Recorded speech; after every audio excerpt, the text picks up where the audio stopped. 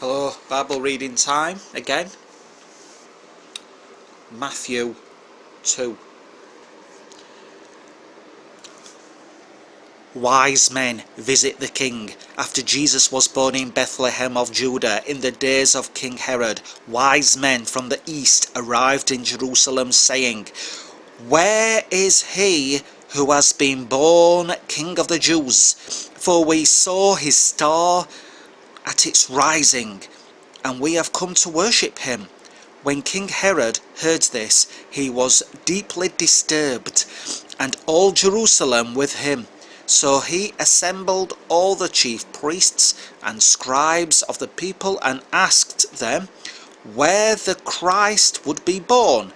"In Bethlehem of Judah," they told him, "because this is what was written by the prophets.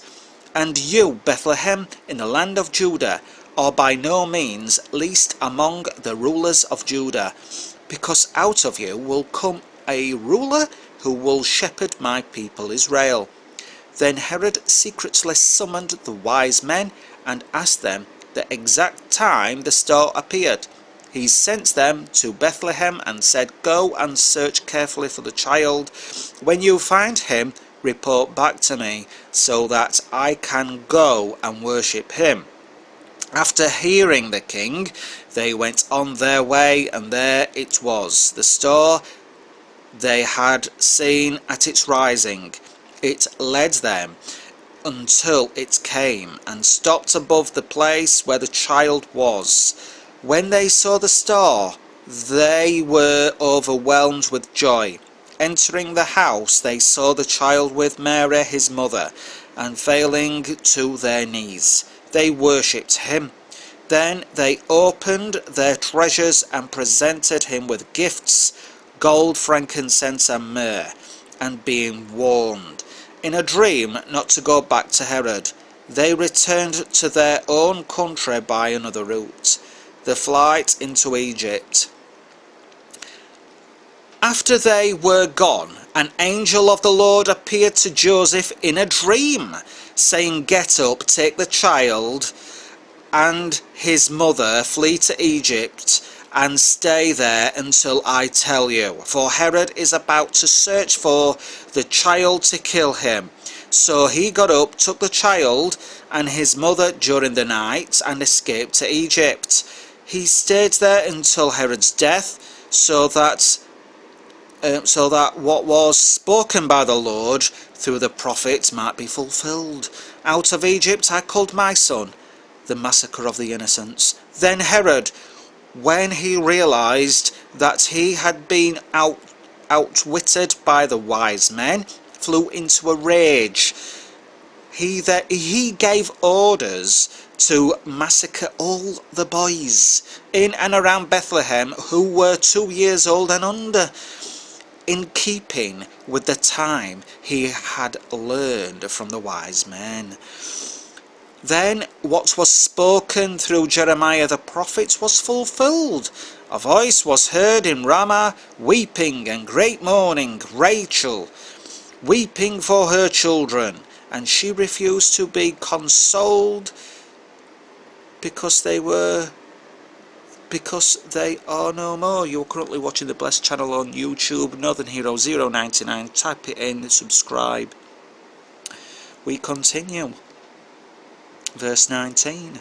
They returned to Nazareth. After Herod died, an angel of the Lord appeared in a dream to Joseph in Egypt, saying, "Get up, take the child and his mother, and go to the land of Israel, because those who intended to kill the child are dead." So he got up, took the child and his mother, and entered the land of Israel. But when he heard that Archelaus was ruling over Judah in place of his father Herod, he was afraid to go there, and being warned in a dream, he withdrew to the region of Galilee. Then he went and settled in a town called Nazareth to fulfill what was spoken through the prophets, that he would be called a Nazarene.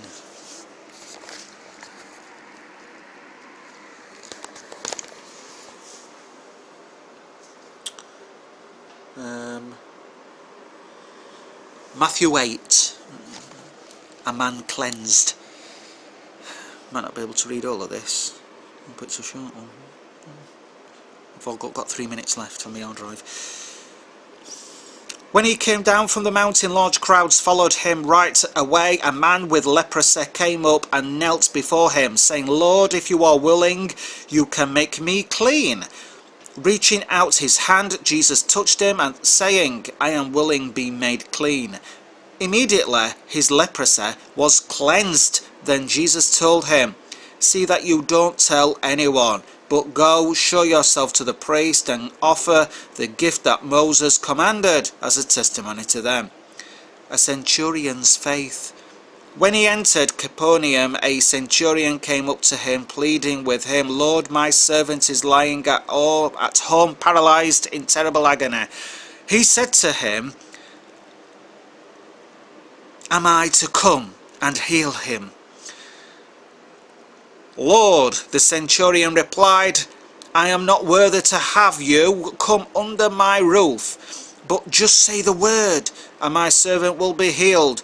For I too am a man under authority, having soldiers under my command. I say to this one, 'Go,' and he goes; to another, 'Come,' and he comes; and to my servant, 'Do this,' and he does it." Hearing this, Jesus was amazed and said to those following him, "Truly I tell you, I have not found anyone in Israel with so great a faith.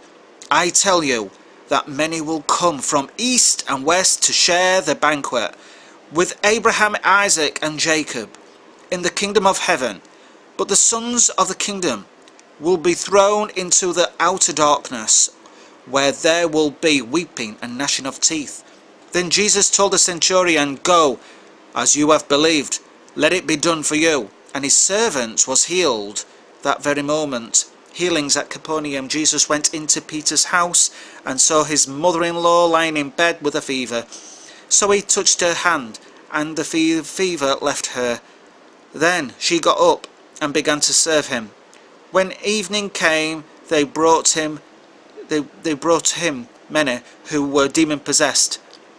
He drove out the spirits with a word and healed all who were sick, so that what was spoken through the prophet Isaiah might be fulfilled. He himself took our weaknesses and carried our diseases. The cost of following Jesus. When Jesus saw a large crowd around him, he gave the order to go to the other side of the sea. A scribe approached him and said, "Teacher, I will follow you wherever you go." Jesus told him, "Foxes have dens and birds of the sky have nests, but the Son of Man has no place to lay his head." "Lord," another of his disciples said, "first let